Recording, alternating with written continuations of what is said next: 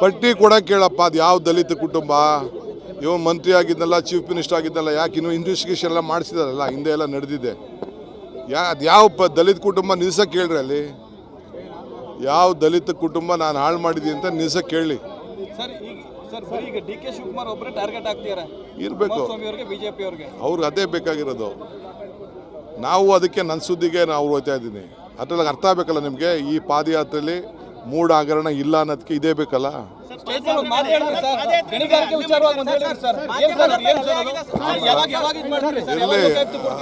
ಒಂದೊಂದು ಟ್ರಯಲ್ ಒಂದೊಂದು ಬರ್ತಾ ಇರ್ಬೇಕು.